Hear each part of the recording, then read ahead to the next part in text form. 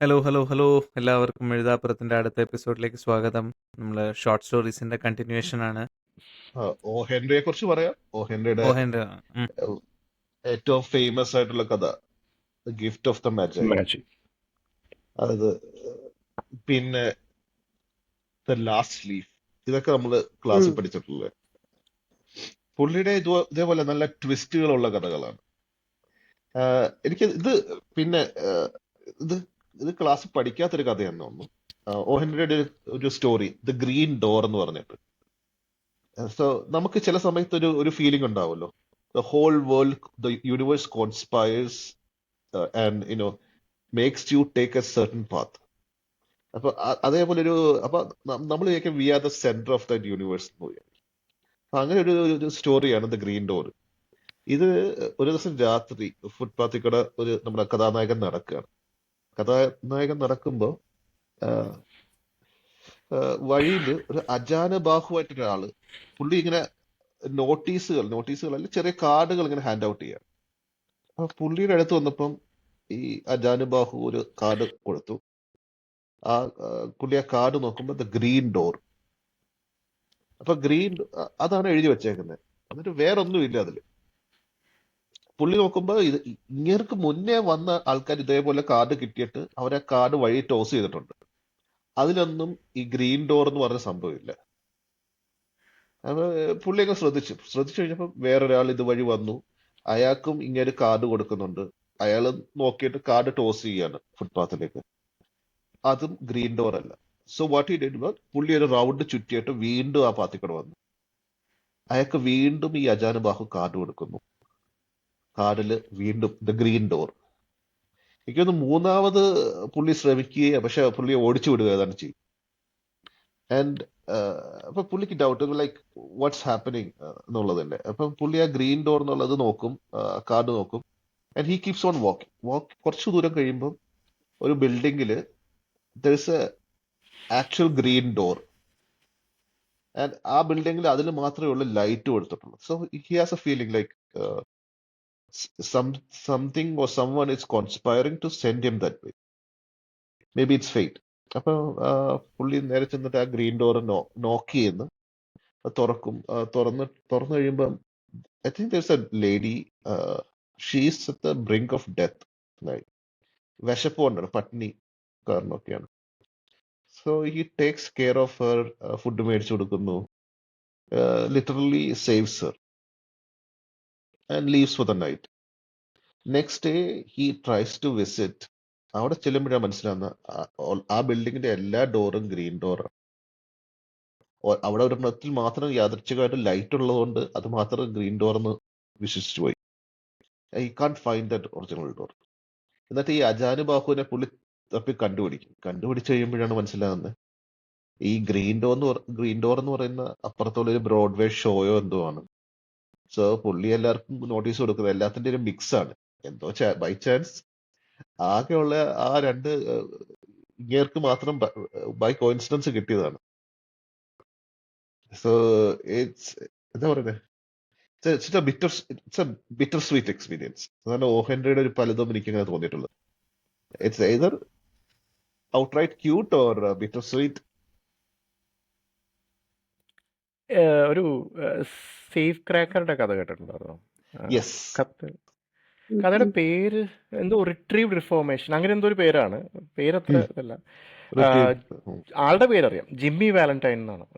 Safe ക്രാക്കറാണ് പുള്ളിക്ക് ഏത് type സാധനവും വഴങ്ങും. അങ്ങനത്തെ കിടലനൊരു എക്സ്പേർട്ട്. ഒരു ഡിറ്റക്റ്റീവ് എപ്പോഴും പുള്ളിയുടെ പുറകിലുണ്ടാവും. യെസ്, ഒരാള് ഇവനെ ഫോളോ ചെയ്യുന്നുണ്ട്. പുള്ളി പരിപാടി നിർത്തി എന്ന് പറഞ്ഞിട്ടിറങ്ങി. നമ്മുടെ ദിലീപിന്റെ പടമില്ലേ, വെട്ടമില്ലേ, വെട്ടത്തിലെ ആ ഒരു സാധനം യൂസ് ചെയ്യാൻ നോക്കിയിട്ടുണ്ട്. അപ്പോൾ എന്താ സംഭവം, അതിൽ ഈ പറഞ്ഞ വെട്ടത്തിൽ ഇവനെ ഫോളോ ചെയ്യുന്ന പോലീസുകാരൻ ഈ കഥ പറയുന്നുണ്ട്. അതായത് ഇതിലെന്താ സംഭവിക്കുന്നതെന്ന് വെച്ചാൽ, ഇവൻ എല്ലാ പരിപാടി അവൻ്റെ വേറൊരു സിറ്റിയിൽ ചെല്ലുവാണ്. അപ്പോൾ അവിടെ ചെല്ലുമ്പോൾ അവിടെ വെച്ചൊരു പെൺകുട്ടിയെ പരിചയപ്പെടുന്നു, ഇഷ്ടത്തിലാവുന്നു. ആ കുട്ടിയുടെ അച്ഛൻ അവിടുത്തെ ഒരു ബാങ്കറാണ്. പുള്ളി അതിന് വേണ്ടിയിട്ടാണ് പുള്ളിക്കാരിയെ സമീപിക്കുന്നത്. പക്ഷേ ഇങ്ങേര് പിന്നെ പുള്ളി അച്ഛനായിട്ട് പരിചയപ്പെടും. പുള്ളിക്ക് ഒരു റിഫോർമേഷൻ തോന്നുന്നു. അതായത് പുള്ളി അത് ആൾക്ക് മറ്റേ ഒന്ന് മാറ്റി ചവിട്ടാം, ട്രാക്ക് ഒന്ന് മാറ്റാമെന്ന്, ഇനി സാധാരണ പോലെ ജീവിക്കാമെന്നൊക്കെ വിചാരിച്ച പുള്ളി ഓണസ്റ്റ് ലിവിങ് ആണ്. അവിടുത്തെ ഒരു ക്ലർക്കായിട്ടോ അങ്ങനെ എന്തോ ജോലിയൊക്കെ ചെയ്യാൻ തുടങ്ങും. ഇവർ ഇഷ്ടത്തിലാവും, ഇവർ വിവാഹം കഴിക്കുന്ന അവിടം വരെ എത്തും. അപ്പോൾ ഈ പുള്ളിക്കാരുടെ സിസ്റ്ററുടെ കുട്ടി ആ ബാങ്കിൽ സേഫിനകത്ത് വീഴും. എങ്ങനെയോ സേഫ് അകത്തുനിന്ന് ലോക്കായി പോവും. അപ്പോൾ അത് തുറക്കാൻ ഇവന് മാത്രമേ പറ്റൂ. എന്തോ പ്രശ്നമുണ്ട്, അത് ഇവന് മാത്രമേ തുറക്കാൻ പറ്റുള്ളൂ. അപ്പോൾ ഇവനത് യൂസ് ചെയ്യുന്നതാണ്, അങ്ങനെ ഒരു സ്കിൽ യൂസ് ചെയ്യുന്നതായിട്ടാണ് കഥ. അപ്പോൾ ഈ ഡിറ്റക്റ്റീവ് ഇവനെ ഫോളോ ചെയ്യുന്നുമുണ്ട്. അപ്പോൾ ഇത് ഒരു ഒരു ആക്ച്വലി എനിക്കറിയില്ല, അധികം വായിച്ചിട്ടുണ്ടാവുമോ എന്നറിയില്ല. പിന്നെ ഉള്ളത് കോപ്പ് ആൻഡ് ദ ആന്തം ഇങ്ങനെ തന്നെയാണോ, ഹെൻറി തന്നെയാണോ? ഒരു ഒരു കള്ളനോ, അതെ ഒരു അതെ അതെ അതെ അതെ ആണ് ഹോംലെസ് ഉം. മാൻ. ആ സോപ്പി എന്നങ്ങാണ്ടാണ് പേര്. പുള്ളിക്ക് എങ്ങനെയെങ്കിലും വിൻ്റർ വരുവാണ്, അപ്പോൾ എങ്ങനെയെങ്കിലും ജയിലിൽ കയറണം. കാരണം അതാണ് കുറച്ചുകൂടി പുള്ളിക്ക് കംഫർട്ടബിൾ. കംഫർട്ടബിൾ. ഇപ്പോൾ ഫ്രീ ഫുഡും ബെഡും എല്ലാ സീറ്റും സംഭവവും കിട്ടും. കിട്ടുമല്ലോ, കംഫർട്ട് ബെഡും കിട്ടും. അപ്പോൾ പക്ഷെ പുള്ളി അതിനുള്ള പണികളൊക്കെ ഒപ്പിക്കുകയാണ്. ജഗതിയെ പോലെ മറ്റേ റോട്ടിൻ്റെ നടുക്ക് പായ വിരിച്ച് കിടക്കാനും അങ്ങനെ പല പരിപാടി ഒപ്പിക്കും. അവസാനം അവസാനം പുള്ളി എത്തുമല്ലേ അവിടെ. അതെ പക്ഷെ അത് അവസാനം എത്തും. പക്ഷെ അത് നല്ല രസമാണ്. Irony in it right. Like പുള്ളി അത്രയും നേരം ശ്രമിച്ചിട്ടൊന്നും പോലീസുകാർ പിടിക്കുന്നില്ല. പുള്ളി ഏതോ ചർച്ചിന്റെ കൊയറിന്റെ അതിന്റെ പാട്ട് കേട്ടോണ്ട് ഇങ്ങനെ ഇരിക്കുകയാണ്. ആ മ്യൂസിക് ഒക്കെ കേൾക്കുമ്പോൾ he gets A divine feeling. എന്നിട്ട് പുള്ളി പതുക്കെ അവിടെ വെച്ച് റിഫോംഡ് ആകുകയാണ് ഓൾമോസ്റ്റ്, കരച്ചിലൊക്കെ വന്നിട്ട്. അപ്പൊ അതിങ്ങനെ കണ്ടിങ്ങനെ ആസ്വദിച്ച് റിഫോംഡ് ആയിട്ട് ആ ഒരു നിൽക്കുന്ന ആ സിറ്റുവേഷനിലാണ് ഒരു പോലീസുകാരൻ വന്നിട്ട് തോളെ കൈ വെച്ചിട്ട് എന്താ ഇവിടെ ഉവ്വ. എന്ന് പറഞ്ഞിട്ട് ലോയിറ്ററിംഗ് എന്ന് പറഞ്ഞ കേസ് ഇട്ടിട്ട് അകത്തിടും. വിടുവാണ്. അല്ല ഈ വിടുവല്ല, അകത്തിടും. മീൻസ് ജയിലിൽ അകത്തിടും, ജയിലിടും, അകത്താക്കും. ആക്ച്വലി ഈ നമ്മുടെ ഇങ്ങനത്തെ കുറേ സാധനങ്ങളുണ്ട് പുള്ളിയുടെ. മറ്റേ ഐറണി എന്ന് പറഞ്ഞ സാധനം നന്നായിട്ട് യൂസ് ചെയ്തിട്ടുണ്ട് യൂസ് ചെയ്ത് തോന്നുന്നു. എനിക്ക് പലതിനെ കഥ പലതും കിട്ടുന്നില്ല. പക്ഷേ മീൻസ് ഗിഫ്റ്റ് ഓഫ് മാജിക് ഒക്കെ അതിൻ്റെ ഉദാഹരണമാണ് ആക്ച്വലി. എന്തിനു എനിക്ക് വേണ്ടിയായിരുന്നു അവസാനം എൻഡിങ് അങ്ങനെ ഒരു രീതിയിലാവും. എന്തിനോ തിളയ്ക്കുന്ന സാമ്പാർ. എന്തിനോ തിളയ്ക്കുന്ന സാമ്പാറിലെത്തും അവസാനം. അത് തന്നെയല്ലേ അത് എന്തിനോ ആ തിളക്കുന്ന പാട്ടിന്റെ ഏതാ ആ പാട്ടിന്റെ കഥ അതല്ലേ? ഏത് ഓ- പാട്ടില്? ഓരോ और आहिस्ता സുദാസിന്റെ कीजिए बातें. ഓ അതിന്റെ കഥ സിമിലർ കഥയാണത്. പങ്കജ് ഉദാസിന്റെ പങ്കജ് ഉദാസ് അതിന്റെ വീഡിയോ മറ്റേ സമീറ റെഡ്ഡി. ഉം. മുടി വെട്ടിക്കളയെന്നല്ലേ അവസാനം. നിങ്ങൾക്ക് ആർക്കും ഓർമ്മയില്ലേ ഓ പാട്ട്? പിന്നെ എനിക്കാണല്ലോ ഓർമ്മ. ജോൺ അബ്രഹാം ആയിരുന്നു അല്ല, ആരായിരുന്നു ജോൺ ജോൺ അബ്രഹാം അല്ലായിരുന്നു. ജോൺ അബ്രഹാം ഏതൊരു- മറ്റേ ജോൺ ബെയർമ. കഴിഞ്ഞിട്ടുള്ളതായിരുന്നു. ഇതൊരു വെള്ളക്കാരനായിരുന്നു. ആ വെള്ളക്കാരൻ യെസ് യെസ്. ബൈക്ക് ഹെൽമെറ്റ് മേടിക്കാറ്. അങ്ങനെ ഒരു രംഗോലിയില് ബാസ്കറ്റ് ബോൾ വന്ന് വീഴുന്നൊക്കെ ഓർമ്മയില്ല. ആ എനിക്ക് അതന്നെ. പക്ഷെ എനിക്കിതിലെ ക്യാരക്ടേഴ്സ് ഒക്കെ എന്താ പറയാ ഭയങ്കര ഒരു സ്ട്രോങ് മോറൽ കോർ ഉള്ള ആൾക്കാരായിട്ടാണ് തോന്നുന്നത്. ഇപ്പം നേരത്തെ സേഫ് ക്രാക്കർ അയാൾക്ക് വേണമെങ്കിൽ അതിൽ നിന്ന് ഒഴിഞ്ഞു പോവാം, എനിക്ക് ക്രാക്ക് ചെയ്യാൻ അറിയില്ല എന്ന് മിണ്ടായിരുന്നാൽ മതി. പക്ഷെ ഈ steps up at the last moment. അതുപോലെ തന്നെയാണ് ലാസ്റ്റ് ലീഫ്. ലാസ്റ്റ് ലീഫ് എന്ന് പറയുമ്പോൾ രണ്ട് ക്രിട്ടിക്കലി ഇല്ലായിട്ടുള്ള പേഷ്യൻസിന്റെ കഥയല്ലേ. ഒരാള് ഒരു ഒരാള്. പുള്ളിക്കാരി അത് വീണ് കഴിഞ്ഞാൽ ഞാൻ മരിക്കുമെന്ന് കാണിക്കുന്നത്, ഇപ്പൊ പറയുന്നത്. അതായത് പുള്ളിക്കാരിയുടെ ഫ്രണ്ട് പുള്ളിക്കാരിക്ക് വേണ്ടിയിട്ട് പുള്ളിക്കാരി അതെ. കെയർ ചെയ്യുന്നുണ്ട്. കേറിയിട്ടുണ്ട്. അപ്പോൾ ഈ മരിക്കും. ജനൽ മാത്രമാണ് ആക്സസ്, പുറത്തേക്കുള്ളൊരു വിന്ററാന്ന് തോന്നുന്നു. ഒരു ഇല കൂടി വീഴാനുണ്ടല്ലോ മരത്തിൽ നിന്ന്. പിന്നീടാണ് അറിയുന്ന ഒരു വേറൊരു ഒരു വ്യക്തി പെയിന്റിങ്. പുള്ളി അത് അത് ഈ പുള്ളിക്കാരിയുടെ പെയിന്റ് ഫ്രണ്ട് തന്നെയാണ്. ഈ പുള്ളിക്കാരുടെ ഫ്രണ്ടാണ്, ഒരു ഏജിങ് ആളാണ്. പുള്ളിക്ക് ഒരു മാസ്റ്റർ പീസ് ഇതുവരെ artist പുള്ളി ആണ്. പെയിന്റ് ചെയ്തിട്ടില്ല. പുള്ളിയുടെ ആഗ്രഹം അതാണ്. So ഇവരുടെ they all sacrifice in ആ some way to ലൂട്ടേര. achieve that. ഇപ്പൊ പീപ്പിളുടെ ലവ് ലൂ- അവര് ചെയ്യുന്ന ചെറിയ ചെറിയ ചിലതൊക്കെ ചെറുതാ ഈ മുടി ചിലതൊക്കെ വലിയ വലിയ ലാസ്റ്റ് ലീഫ് എസ്പെഷ്യലി ഒരു ബിറ്റർ സ്വീറ്റ് എൻഡിങ് ആണല്ലോ അതിന്റെ. ഈ മറ്റേ ഇതില്ലേ നമ്മുടെ ഗിഫ്റ്റ് ഓഫ് ദ മാജി, ഞാൻ മറ്റേ കഥ വായിച്ചിട്ടില്ല. മൊപ്പസാങ്ങിന്റെ ഒരു കഥയുണ്ടെന്ന് പറഞ്ഞു, നെക്ലസ് എന്ന് പറഞ്ഞിട്ട്. ഞാൻ വായിച്ചിട്ടില്ല. ആ, സിമിലർ ആ. ആണെന്നാണ് പറയുന്നത്. ഞാൻ രണ്ടും. ഓർക്കായിരുന്നു, ഓഥറിന്റെ പേര് എനിക്ക് ഓർമ്മയില്ല. ഓക്കെ. കടം എടുക്കണതാണ്.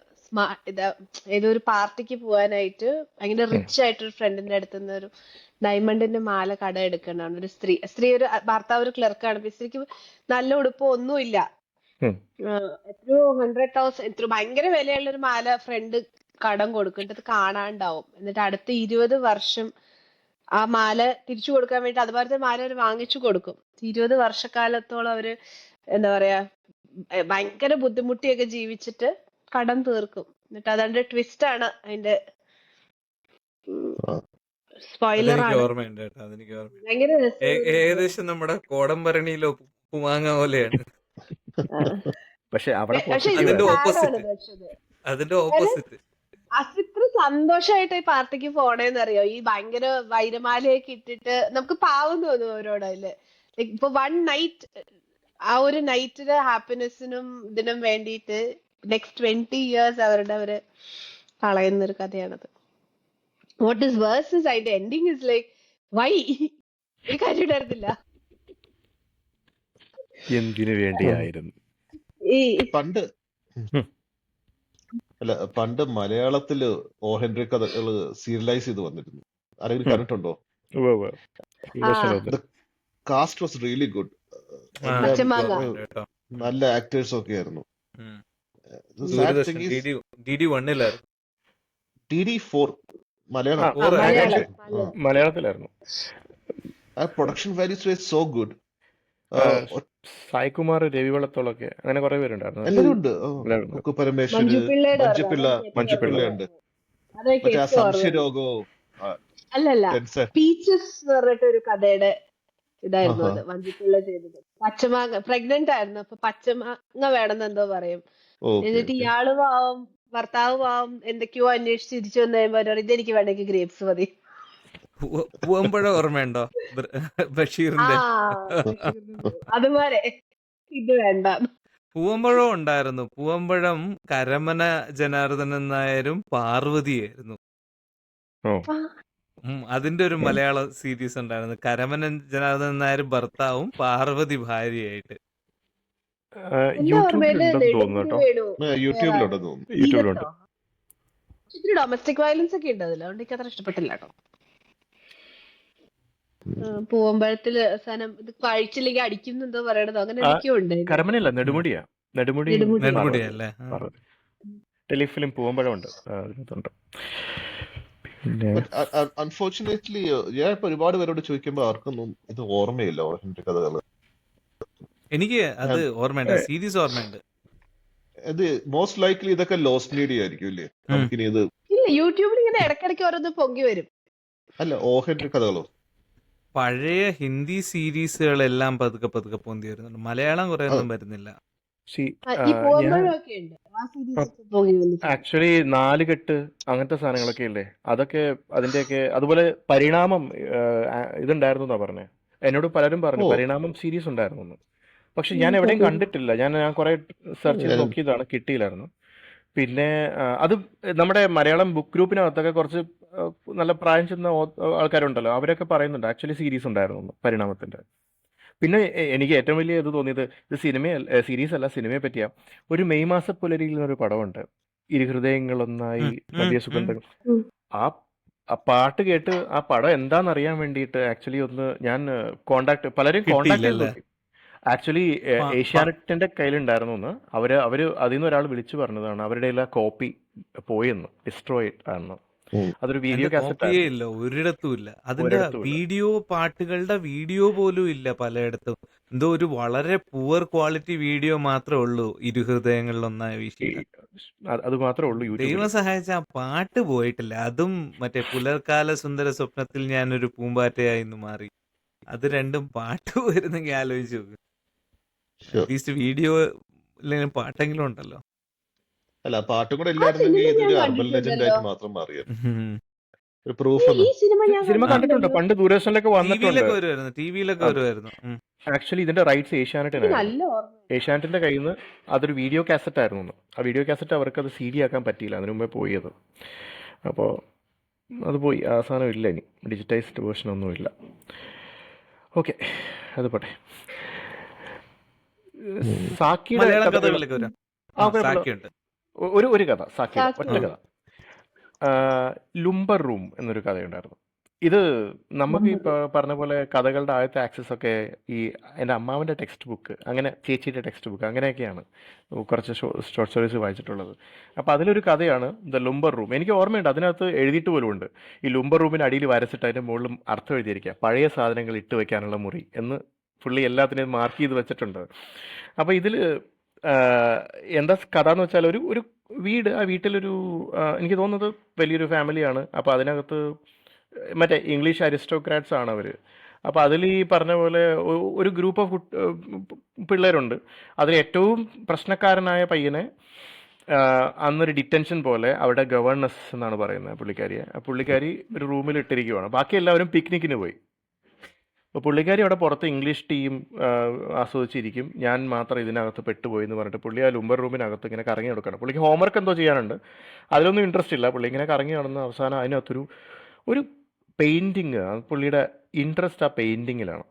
പുള്ളി വേറെ പ്രശ്നമൊന്നും പിന്നെ അന്ന് ഉണ്ടാക്കില്ല, കാരണം പുള്ളി ആ പെയിൻറ്റിങ് ഇങ്ങനെ നോക്കുമ്പോൾ അതിനകത്തൊരു ഹണ്ടർ ഉണ്ട്. ആ ഹണ്ടർ ഒരു ഡിയറിനെ ഏകദേശം ചാവാറായി, കാരണം ആ ഡിയറിൽ തന്നെ 3 or 4 അമ്പ് തറച്ചിട്ടുണ്ട്. പുള്ളി അടുത്ത വില്ല് കൊലച്ച് നിൽക്കുവാണ്. പുള്ളിയുടെ ക്യുവറിലാകെ 2 ആരോ കൂടിയേ ഉള്ളൂ. പക്ഷേ അതിൻ്റെ ബാക്ക്ഗ്രൗണ്ടിൽ കുറച്ച് കണ്ണുകൾ കാണാം. വൂൾഫ്സോ അല്ലെങ്കിൽ അങ്ങനെ എന്തെങ്കിലും സാധനങ്ങളായിരിക്കും. പുള്ളീനെ അല്ലെങ്കിൽ ഈ ഡിയറിനെ മറ്റേ ലക്ഷ്യം വെച്ച് നിൽക്കുന്ന കുറച്ച് കണ്ണുകളുണ്ടാവും. അപ്പോൾ ഇവനിങ്ങനെ ആലോചിക്കുവാണ്, എങ്ങനെയാണ് ഹണ്ടർക്ക് അവിടെ നിന്ന് രക്ഷപ്പെടാൻ പറ്റും എന്നിങ്ങനെ ആലോചിക്കുക. പുള്ളിക്ക് ആകെ 2 അമ്പേ ഉള്ളൂ. ഇനി അമ്പ അവിടെ നിന്ന് അഴിച്ചിട്ട് ഇവനെ തട്ടാൻ പറ്റുമോ, ഈ ഡിയർ ചാവുമോ, അങ്ങനെയൊക്കെ പുള്ളി ആലോചിച്ച് അവസാനം പുള്ളി ഇവരൊക്കെ തിരിച്ചു വരുന്നവരെ പുള്ളി ഇതിൽ ഒക്യുപ്പൈഡാണ്. ഈ പിക്നിക്കിന് പോയ ടീമൊക്കെ തിരിച്ചു വരുമ്പോഴും പുള്ളി സൈലൻ്റ് ആണ്, അൺയൂഷ്വലി സൈലൻ്റ് എന്നാണ് പറയുന്നത് എല്ലാവരും. ഇവരെങ്ങനെയാണ് അത്ര സൈലൻ്റ് ആയിരിക്കുന്നത്? പിന്നെ അവസാനം പുള്ളിക്ക് ആ ഡിന്നർ കഴിയുമ്പോൾ ആലോചിക്കണം, ഒരു വഴിയേ ഉള്ളൂ ഹണ്ടർക്ക് അവിടെ നിന്ന് രക്ഷപ്പെടാൻ, ആ ഡിയറിനെ ഇട്ടേച്ചിട്ട് വിട്ടുകൊടുത്തിട്ട് പുള്ളി രക്ഷപ്പെടുക, വൂൾസ് അതിനെ ഹണ്ട് ചെയ്തോട്ടെ, മീൻസ് അതിനെ തിന്നോട്ടെ എന്നൊരു കഥയുണ്ടായിരുന്നു. ഞാൻ ആ കഥ ഒരുപാട് വട്ടം വായിച്ചിട്ടുണ്ട്, കാരണം ഇങ്ങനെയൊക്കെ എഴുതാൻ പറ്റും എന്നുള്ളൊരു സംഭവമല്ലേ. നമുക്ക് ആ കഥയുടെ തീമും അതിൻ്റെ ലാംഗ്വേജും ഒക്കെ ആദ്യമായിട്ട് നോട്ടീസ് ചെയ്യുന്നത് ചിലപ്പോൾ ഈ കഥകളിലൊക്കെ ആയിരിക്കും. ഓക്കെ, അതാണ് എനിക്ക് സാക്കിയുടെ കഥയെപ്പറ്റി പറയാനുള്ളത്. ഈ ചെറുകഥകൾ ശരിക്കും വായിച്ചു തുടങ്ങിയത് മാതൃഭൂമി ആഴ്ചപ്പതിപ്പിലാണ്. ചിലതൊക്കെ ഭയങ്കര എന്ത് പറയണം, നമ്മുടെയൊക്കെ സ്റ്റാൻഡേർഡിൽ നിന്ന് കൊച്ചുകുട്ടികളായിരുന്നപ്പം ഒരു വക മനസ്സിലാവാത്ത കഥകളൊക്കെ ആയത് കാരണം അങ്ങനെ അധികം ഒന്നും വായിച്ചിട്ടില്ല. പക്ഷെ പണ്ട് ഞാൻ വായിച്ച ഇപ്പോഴും ഒരു കഥയുണ്ട്, വീക്കെൻഡിന്റെ ഒരു കഥ. പേര് ഓർമ്മയില്ല. ഒരു കർഷകനാണ്, അച്യുതൻ കടു എന്ന് പറഞ്ഞിട്ട്. അച്യുതൻ കടു ഇങ്ങനെ സ്ഥിരമുള്ള റൂട്ടീനൊക്കെയാണ്, കൃഷി ചെയ്യുക, പാടത്ത് കിളയ്ക്കുക, അത് കഴിഞ്ഞിട്ട് ചായക്കടയിൽ വന്ന് നല്ല ഡബിൾ മധുരം ഇട്ട് ഒരു ചായയൊക്കെ അടിച്ച് ഇരിക്കും. അങ്ങനെ ഒരു ദിവസം ഈ ചായക്കടയിൽ നിന്ന് ചായ അടിച്ചിട്ട് ചായ കുടിച്ചിട്ട് എവിടെ പോകുന്നതെന്നേക്ക് പറയാം, ഞാനൊന്ന് ആശുപത്രിയിൽ പോവാണ്, ആകെ ഒരു മൊത്തത്തിലൊരു വയ്യായ എന്താണെന്നറിയില്ല എന്ന് പറയും. അപ്പോൾ ആശുപത്രിയിൽ പോയി കഴിയുമ്പം സാധാരണ ഇയാൾ കഴിക്കുന്ന ചായ ഡബിൾ മധുരം ഇട്ട ചായയും പരിപ്പൂടയാണ്. ഇപ്പം ഡബിൾ മധുരം ഇട്ട ചായയും പരിപ്പൂടയൊക്കെ അടിച്ച് ആശുപത്രിയിൽ പോവും. ആശുപത്രിയിൽ പോയി ഡോക്ടർ നോക്കിയിട്ട് പറയും ഭയങ്കര ഷുഗറാണ്, ഒരു നിവൃത്തിയില്ല, ഇനി പഞ്ചാര കൂട്ടാൻ പാടില്ലെന്ന് പറയും. അപ്പോൾ ഇയാൾ പറയും ഞാൻ ഈ ഡബിൾ ഷുഗർ ഇട്ട ചായയാണ് ഞാൻ കുടിക്കണത് മുഴുവൻ, ഇനി പഞ്ചാര കഴിച്ചു കഴിഞ്ഞാൽ നേരെ മുകളിലോട്ട് പോകാമെന്ന് പറയും ഡോക്ടർ. അപ്പോൾ ഇയാൾ ശരി എന്നാൽ പിന്നെ ഇനി പഞ്ചാര കഴിക്കുന്നില്ല എന്ന് പറഞ്ഞ് വീട്ടിൽ തിരിച്ചു വന്ന് ബസ് ഇറങ്ങിയിട്ട് നേരെ ചായക്കടയിൽ കയറിയിട്ട് പറയും പഞ്ചാര ഇടാത്തൊരു ചായയും പരിപ്പൂടയെന്ന്. അപ്പോൾ അയാൾ പറയും പരിപ്പൂടയിലെന്ന് പറയും.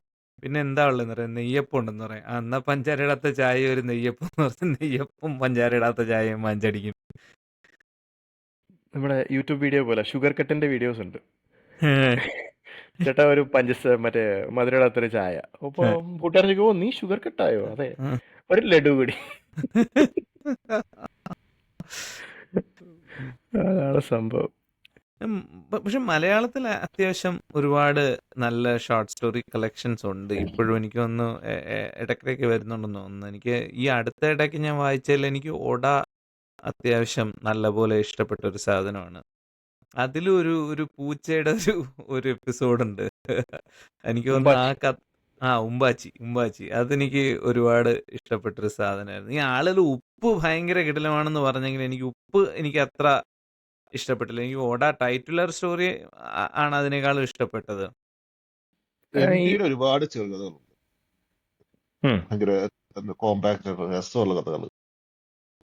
എനിക്ക് അതിന്റെ ആ സമാഹാരത്തിന്റെ പേരൊന്നും ഓർമ്മയില്ല. ഞാൻ മലയാളത്തില് ഇൻഷിലി വായിച്ച ഒരു ഗ്രൂപ്പ് ഓഫ് ചെറുകഥകൾ അതായിരുന്നു. മലയാളത്തിന്റെ സുവർണ കഥകളാണ് മറ്റേ ഇരുട്ടിന്റെ ആത്മാവൊക്കെ ഉള്ളത്. അല്ല അതല്ല, ഇത് വളരെ വർഷങ്ങൾക്ക് മുമ്പാണ്, 10-25 വർഷം മുന്നേ ഞാൻ വായിച്ചതാണ്. കഥകളൊക്കെ എനിക്കിപ്പോഴും നല്ല ഓർമ്മയുണ്ട്, പക്ഷെ സ്പോയിലേഴ്സ് ആയതുകൊണ്ട് ഞാൻ പറയുന്നില്ല. പിന്നെ ഇടയ്ക്കിടയ്ക്ക് ഇങ്ങനെ ഓപ്പോള് ഒരു ഓപ്പോള്. രക്ഷയില്ലാത്ത കഥയാണ്. അത് ഭയങ്കര ഒരു കഥയാ. നമുക്ക് അതിലാണ് എന്താ ആരെയും പേടിയില്ലെങ്കിൽ തറവാടിന്റെ തൂണിനെ പേടി വേണം. തറവാടിന്റെ തൂണിന് എന്തിനാ പേടിക്കണത്? ഇങ്ങനത്തെ ചില തോട്ട്സ് എനിക്ക് വരാറുണ്ടായിരുന്നു. അതില് ഒരു കഥ എനിക്ക് ഓർമ്മയുള്ളത്, ഒരു കുട്ടി പടക്കം, അതിന്റെ പേര് വിഷുക്കണി, അങ്ങനെ വിഷുവിന് പടക്കം മേടിക്കുന്ന ഒരു കഥയാണ്.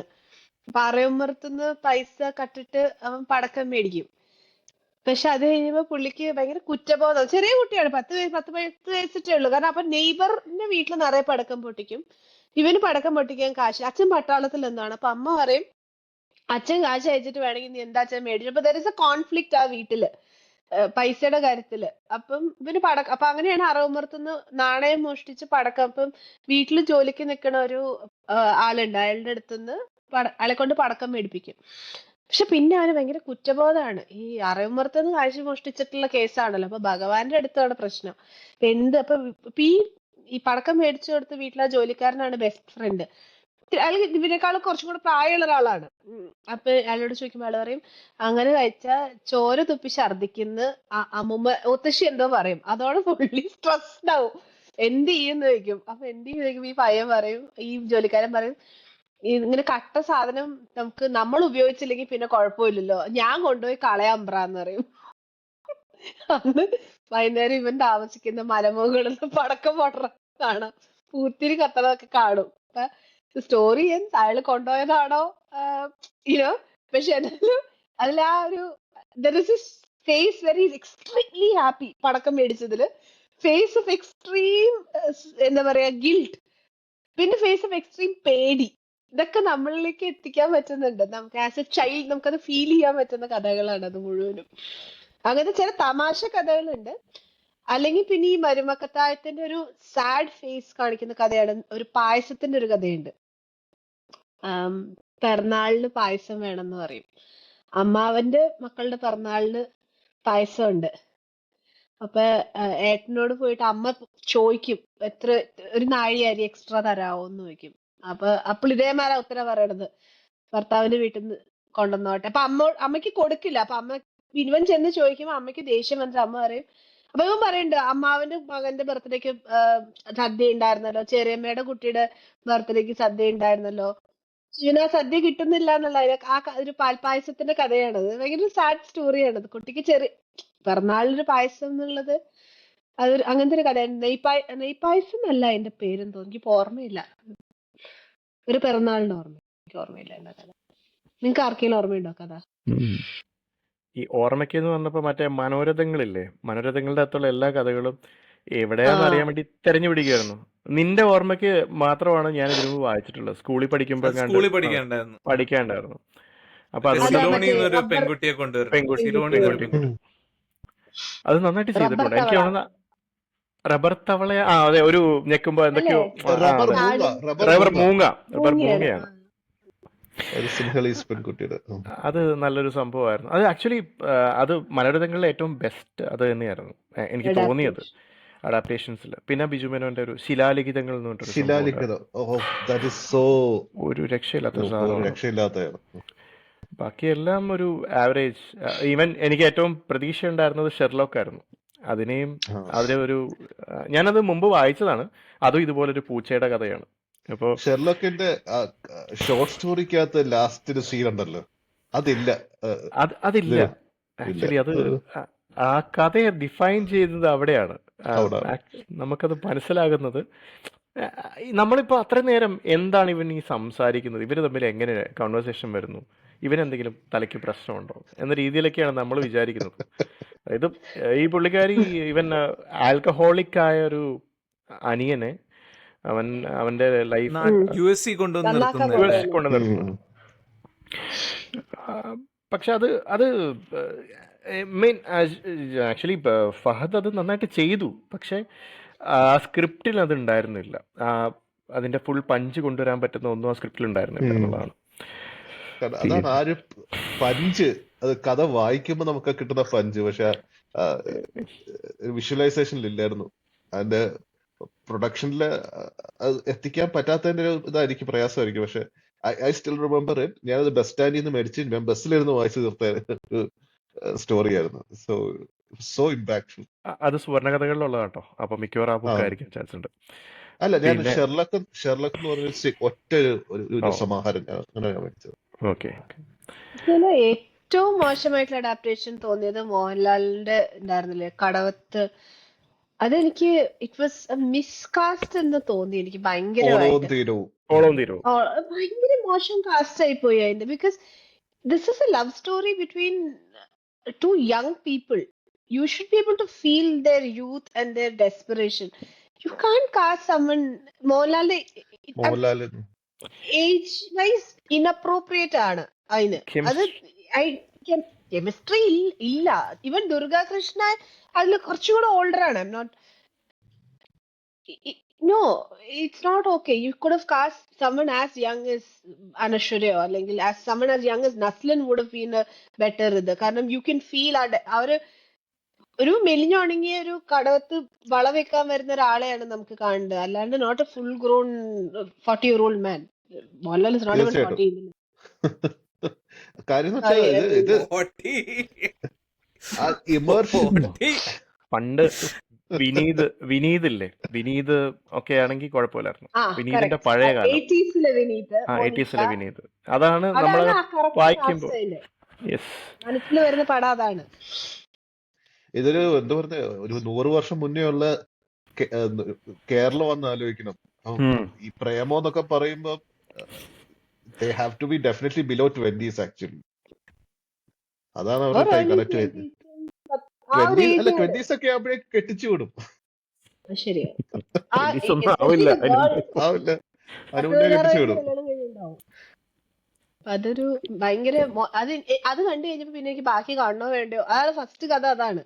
പിന്നെ എനിക്കൊന്ന് അത് കഴിഞ്ഞിട്ട് ഏതോ 1-2 ഇത് ഷെർലോക്ക് കണ്ടു ഞാൻ, 1-2 ഞാൻ കണ്ടു. പിന്നെ ടൈം ലൈക്ക് എനിക്ക് വളരെ മോശമായിട്ട് എടുത്തതായിട്ട് തോന്നിയത് എനിക്ക് വിൽപ്പന എന്ന് പറഞ്ഞതാണ്. ആസിഫ് അലിയും മധുബാലയും ഒരു വീട്ടില് പോയിട്ട് കട്ടില് മേടിക്കണത്.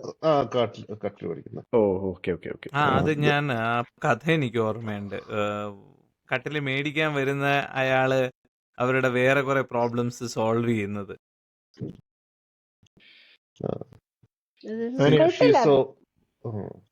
She's so alone. അപ്പം അതെ. പക്ഷെ അവരുടെ പെർഫോമൻസും എല്ലാം ഭയങ്കര ആർട്ടിഫിഷ്യൽ ആയിട്ട് തോന്നി എനിക്ക്. അതർവൈസ് എനിക്ക് ഭയങ്കര ഇഷ്ടപ്പെട്ട ഒരു ആന്തോളജി സീരീസ് ആയിരുന്നു അത്. അല്ല, ആന്തോളജി സീരീസിന്റെ പ്രശ്നം അതാണല്ലോ, അത് പലരും ചെയ്യുന്നതായിരിക്കും. ഹിറ്റ് ആൻഡ് മിസ് ഒരുപാട് സാധനങ്ങൾ ഉണ്ടാവും.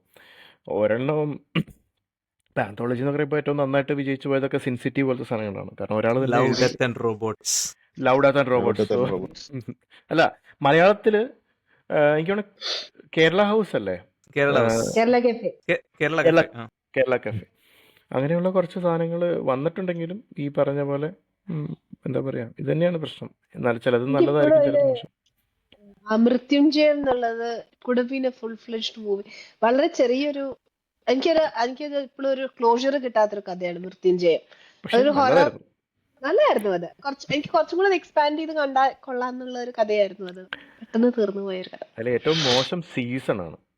മറ്റേ നമ്മുടെ സുരാജിന്റെ ഒരു സാധനം ഉണ്ടായിരുന്നു, സീസണോ അങ്ങനത്തെ ഒരു സാധനം ഉണ്ടായിരുന്നു. പുള്ളി ഇങ്ങനെ മറ്റേ ഒരു വിദേശി നാട്ടിൽ വരുമ്പോൾ, പുള്ളി ഗൈഡാണ്, ടൂറിസ്റ്റ് ഗൈഡാണ്, കൊണ്ട് നടന്ന് അവസാനം മനസ്സിലാവും പുള്ളി ഇവിടെ ഇതായതുകൊണ്ട് സാമ്പത്തിക മാന്ദ്യമായിരുന്നു, ജോലി അന്വേഷിച്ച് വന്ന സായിപ്പാണെന്നുള്ള കാര്യം പിന്നെയാണ് പുള്ളിക്ക് മനസ്സിലാവുന്നത്. അത് ചിത്രത്തില് സായിപ്പില്ലേ, വെള്ളപ്പാണ്ട് മാത്രമേ ഉണ്ടായിരുന്നുള്ളൂ. അണ്ണാ സായിപ്പിന്റെ കയ്യിൽ നിന്ന് കിട്ടിയ എന്റെ പകുതി താണ്ണ ഒരവസ്ഥ. പകുതിയാക്കണം മുഴുവൻ. അയ്യോ, ഇന്ദുഗോപന്റെ ഷോർട്ട് സ്റ്റോറീസ് ഒക്കെ അത്യാവശ്യം അഗെയിൻ ചിലതൊക്കെ ഡെവലപ്പ് ചെയ്ത് സിനിമയാക്കിയെങ്കിലും എനിക്ക് വായിച്ചിരിക്കുമ്പോൾ നല്ലപോലെ എൻജോയ് ചെയ്ത് വായിച്ച സാധനങ്ങളാണ് നമ്മുടെ ശംഖുമുഖിയും ട്വിങ്കിൾ റോൾസയും 12 കാമുകന്മാരും. അത് വിഷ്വലി ഭയങ്കര, ഐ മീൻ ആസ് ഇൻ എനിക്ക് the pictures that it paints is amazing.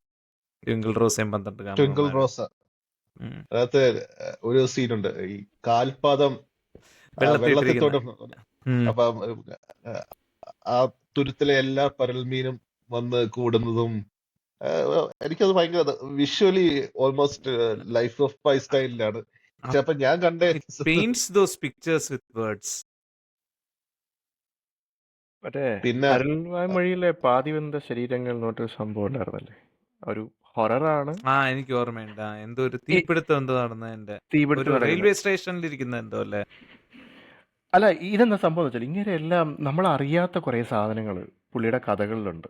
അപ്പോൾ ഈ നമ്മുടെ വിൻമിൽസിലെ കാവൽക്കാരൻ്റെ കഥയാണ് ഈ പറഞ്ഞ കഥ.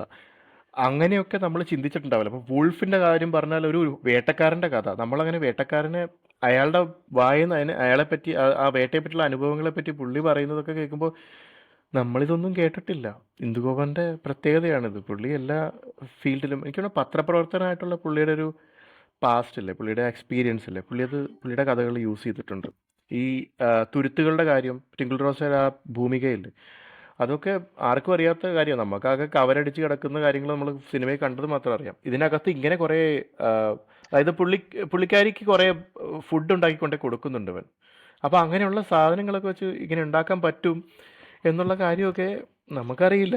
അത് പുള്ളിയുടെ അതും ഭാവനയല്ല അത്. അവരെ അതില് ഒരു ഭാഗത്ത് ഈ അഷ്ടമുടിക്കായലിലെ കക്കയിറച്ചിയെ കുറിച്ചോ അതോ കക്കയിറച്ചിയാന്ന് തോന്നുന്നു അതിനെ കുറിച്ച് പറയുന്നത്. അപ്പൊ ഇന്ന സ്പോട്ടിൽ കിട്ടുന്ന കക്കയ്ക്ക് ഇന്ന ടേസ്റ്റാന്നുള്ളത് അതിന്റെ ഫിലോസഫി അവന്റെ ഒരു ഒബ്സർവേഷൻ ഒക്കെ പറയുന്നുണ്ട്. അപ്പൊ അതൊക്കെ ഒരു പുത്തൻ അറിവാണ്. നമ്മള് വേറെ രീതിയിൽ നമ്മളൊന്നും ഇത്രയും ശ്രദ്ധിച്ചിട്ടില്ല. അപ്പൊ നമുക്കൊരു കുറ്റബോധം തോന്നും. ഇത്രയും സീ ഫുഡ് കിട്ടിയിട്ട് നമ്മൾ ഇത്രയും ഡീറ്റെയിൽ ആയിട്ട് നമ്മൾ ശ്രദ്ധിച്ചിട്ടില്ല എന്ന് ഓർക്കുമ്പോ. അപ്പൊ അതാ ഈ പുതിയ പുതിയ അറിവ് നമുക്ക് കിട്ടുമ്പോ അതൊക്കെ ഫ്രെയിം ചെയ്യാൻ പുള്ളിക്കാരൻ നല്ലൊരു മിടുക്കുണ്ട്. പക്ഷെ പുള്ളിയുടെ ചില കഥകൾ വായിച്ച ഇത് ഇങ്ങനെ തന്നെയാണോ മറ്റേത് എഴുതിയെന്ന് തോന്നുന്ന ഒരു സംശയം ചിലപ്പോ എനിക്ക് വരാറുണ്ട്. ഉണ്ട് പക്ഷെ അല്ല, ചിലതൊക്കെ ശരിയാണ്. മറ്റേ പക്ഷെ ഞാൻ പറയാം, ഇപ്പോൾ നമ്മുടെ ചില കളക്ഷൻസ് ഇല്ലേ പുള്ളിയുടെ, അത് ഇന്ദുഗോപൻ പെട്ടെന്നൊരു പോപ്പുലാരിറ്റി വന്നപ്പോൾ അതിനെ മുതലാക്കാൻ വേണ്ടി ഉണ്ടാക്കിയ കളക്ഷൻസ് ആയിട്ട് തോന്നിയിട്ടുണ്ട്. പ്രേതവേട്ടക്കാരൻ അതൊന്നും എടുത്തു കഴിഞ്ഞാൽ യെസ്, അല്ല അത് ചെയ്യരുത്. പുള്ളിയുടെ ഇത് കൂടി അല്ല അത്. ആക്ച്വലി പുള്ളിക്കൊരു ഫെയിം, പക്ഷെ അതിനേക്കാളും കൂടുതൽ പബ്ലിഷറുടെ കാര്യം പബ്ലിഷേഴ്സ് തന്നെയാണ്. അതെടുത്ത് Pressure ക്യാഷ് ഉണ്ട്. ചെയ്യാൻ ക്യാഷ് നോക്കുന്നതാണ്. ചെയ്യാൻ നോക്കുന്നതാണ്. ഞാൻ പറഞ്ഞില്ലേ മറ്റൊരു മേർഡർ ഇൻ മദ്രാസ് എന്ന് പറഞ്ഞിട്ടൊരു ക്രൈം ഇൻ മദ്രാസ്. അയ്യോ, അത് അതിന്റെ അറ്റ്ലീസ്റ്റ് മിനിമം എഡിറ്റിംഗെങ്കിലും മര്യാദക്ക് ശ്രദ്ധിച്ചുകൂടെ ഇത്ര വലിയ പബ്ലിഷേഴ്സിന്? അതൊക്കെയാണ് എനിക്ക് ദേഷ്യം വരുന്നത്. ഇങ്ങരുടെ പേര് വെറുതെ കളഞ്ഞുകൊണ്ടിരിക്കുകയാണ്, നമുക്ക് ആവശ്യമില്ലാത്ത. പക്ഷെ പിങ്ക് പോലീസ് അതൊരു ഭയങ്കര കഥയാണത്. റോറോ എക്സ്പ്രസ് എന്നൊരു സാധനം ഉണ്ടായിരുന്നു. അതും ഈ റോറോ എക്സ്പ്രസ് അല്ലേ, അതിനകത്ത് മറ്റേ നമ്മുടെ കണ്ടെയ്നേഴ്സ് അല്ല, കണ്ടെയ്നർ ലോറികളെ കൊണ്ടുപോകുന്നത്, അതിനെ പറ്റിയിട്ടൊരു കഥയുണ്ട്. അത് നല്ലൊരു ഇതൊന്നും നമുക്ക് അറിയില്ലല്ലോ, ഇങ്ങനെയാണ് അതിൻ്റെ അകത്തൊന്നും അറിയില്ല. നമ്മൾ കൊണ്ടുപോകുന്ന കണ്ടിട്ടുണ്ട്, പക്ഷെ അതിൻ്റെ പുറകിൽ ഇതുപോലുള്ള പല കാര്യങ്ങളും ഉണ്ട് എന്നൊക്കെ പുള്ളി അതൊക്കെ അനുഭവിച്ചറിഞ്ഞ പോലെ എഴുതിയിരിക്കുന്നത്. ഇപ്പൊ ഞാൻ പറയാം, സ്പെസിഫിക് പ്രൊഫഷൻ എടുത്തിട്ട് അതിനെ ബേസ് ചെയ്തൊരു കഥയാണ് പുള്ളി ചെയ്യുന്നത് അല്ലെ? അല്ലെങ്കിൽ ഒരു ലാൻഡ്സ്കേപ്പ്. ഇപ്പൊ ഈ തുരുത്തിന്റെ കഥ പോലെ എല്ലാം അങ്ങനത്തെ സ്കാവെഞ്ചർ സൂവിൽ നടക്കുന്ന കഥയാണ്. കാളിഗണ്ഡകി എന്ന് പറഞ്ഞൊരു നോവലാണ്. കഥ ചെറുകഥയെ പറ്റി പറയല്ല. കാളിഗണ്ഡകിയിൽ ചില സാധനങ്ങളൊക്കെ കേട്ടിട്ട് ഞാൻ ഇതൊക്കെ ഉള്ളതാണോ എന്ന് ചിന്തിച്ചു പോകും. പക്ഷെ അന്വേഷിച്ചപ്പോൾ ശരിയാണ്. ഏതോ ഒരു എയർപോർട്ട് നമ്മുടെ ഇതിന് വേണ്ടിയിട്ട് ഒരു ഘോഷയാത്രയ്ക്ക് വേണ്ടിയിട്ട് ഒരു എയർപോർട്ട് കംപ്ലീറ്റ് ക്ലോസ് ചെയ്യുന്ന പരിപാടിയും അതുപോലെ നമ്മുടെ ഒരു പ്രോജക്റ്റ് ഉണ്ടായിരുന്നു. കടൽക്കാറ്റിനെ നേരെ രാജവീതിയിലേക്ക് എത്തിക്കാനുള്ള ഒരു പരിപാടി ഉണ്ടായിരുന്നു പണ്ട്. അതായത് ഒരു ഇടനാഴി പോലെ ഉണ്ടാക്കിയിട്ട് കെട്ടിടങ്ങൾ അങ്ങനെ വിഭാവനം ചെയ്തിട്ട് അതിനൊരു പ്രോജക്റ്റ് ഉണ്ടായിരുന്നു. അങ്ങനെയൊക്കെ പല സാധനങ്ങളും അതൊക്കെ ഉള്ളതായിരുന്നു, അതിന്റെ രേഖകളിലുണ്ടെന്നു.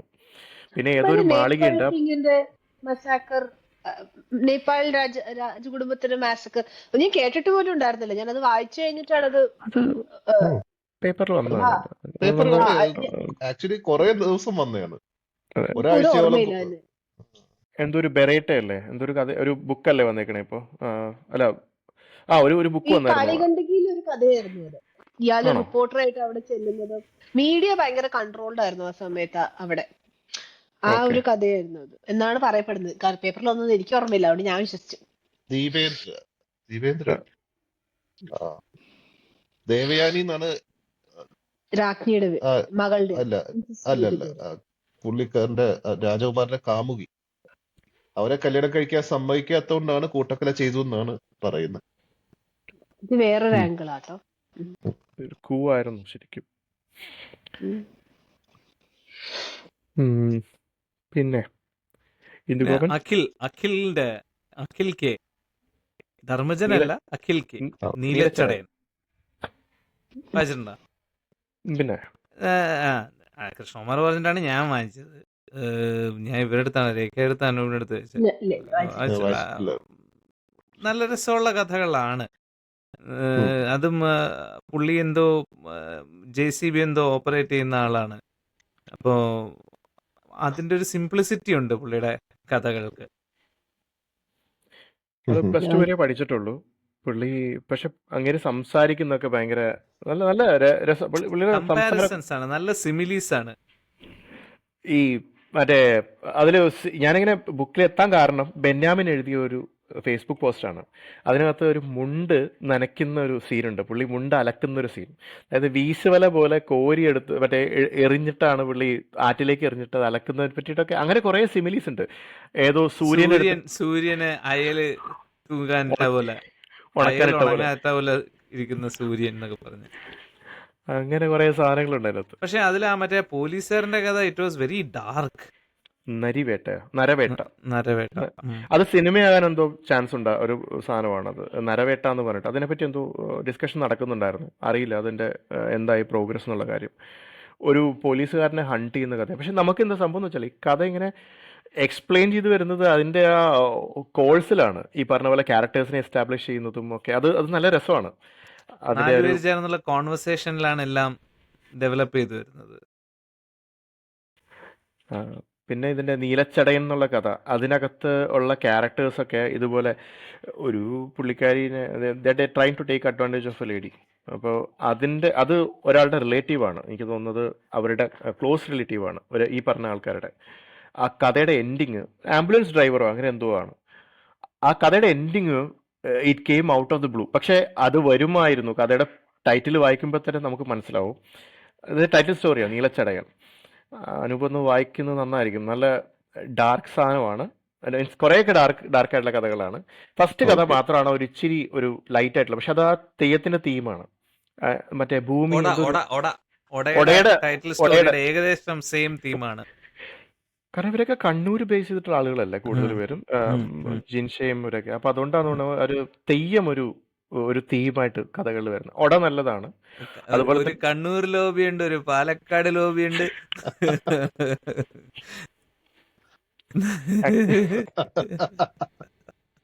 പാലക്കാട് ലോബി ഇവിടെ എത്തുന്നില്ല.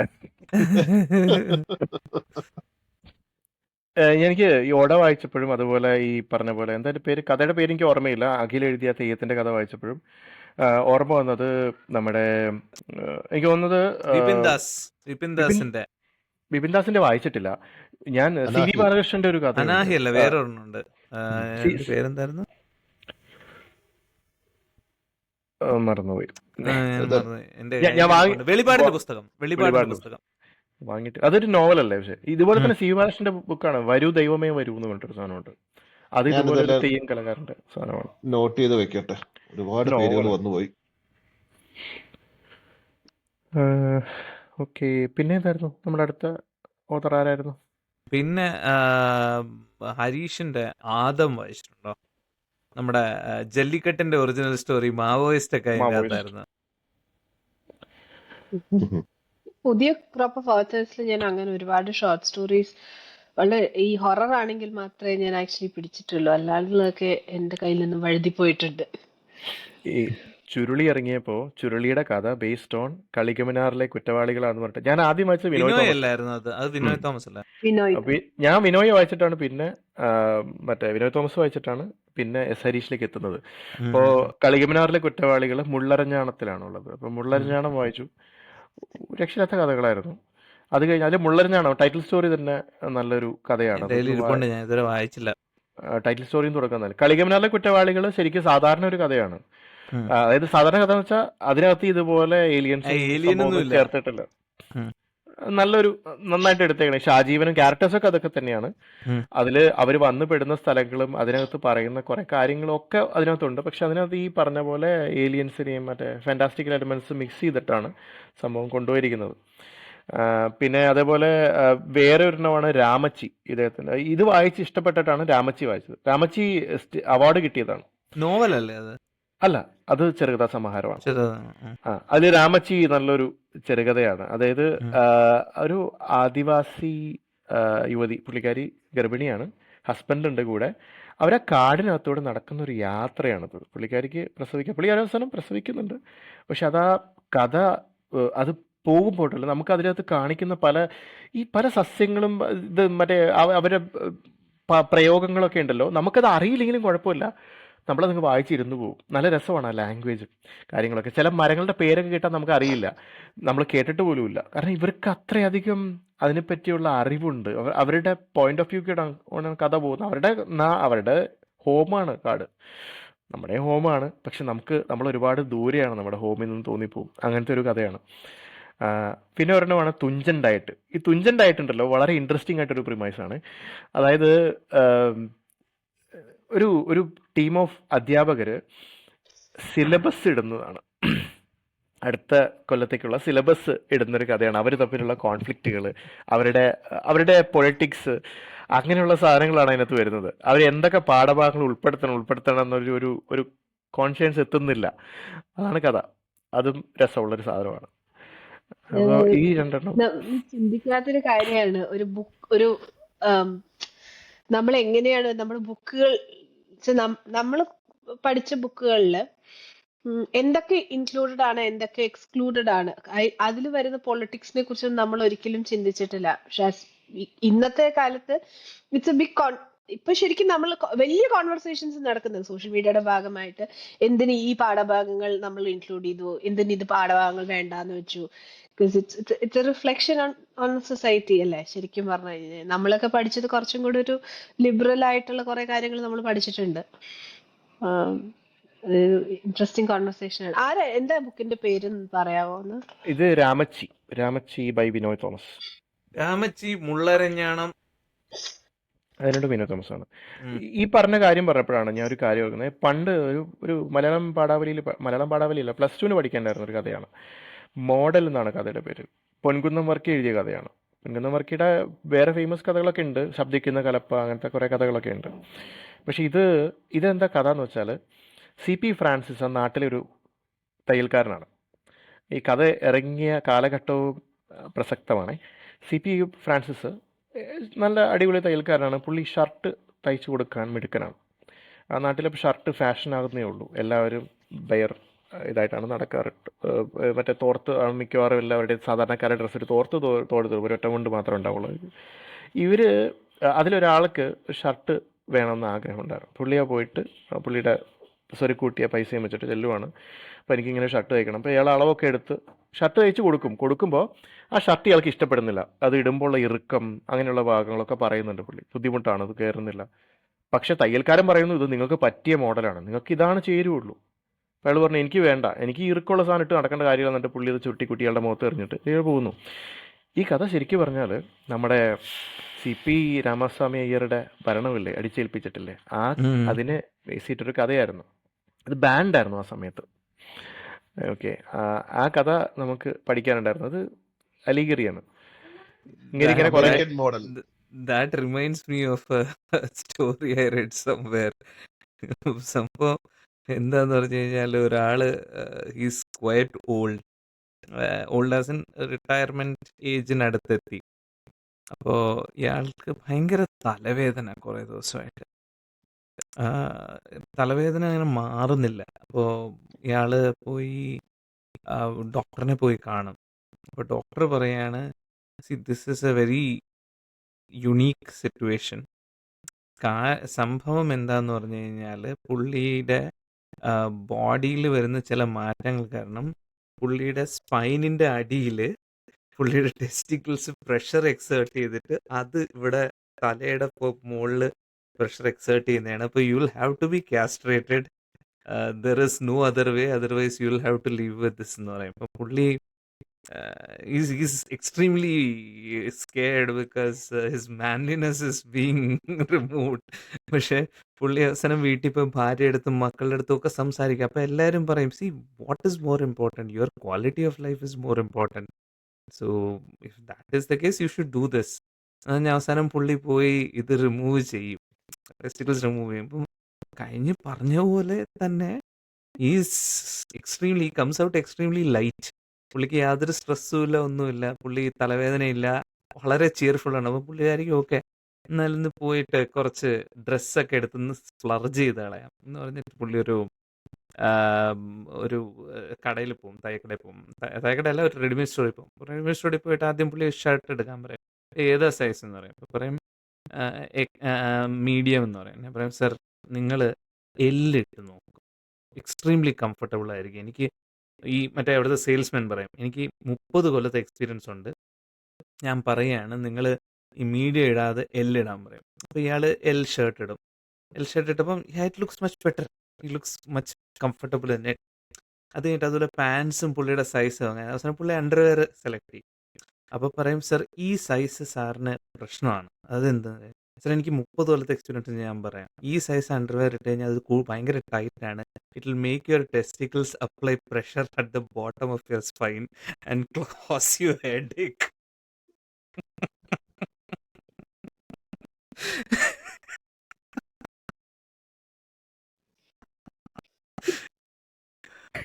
നേരത്തെ ഡ്രസ് എടുക്കാൻ പോയാൽ മതിയായിരുന്നു.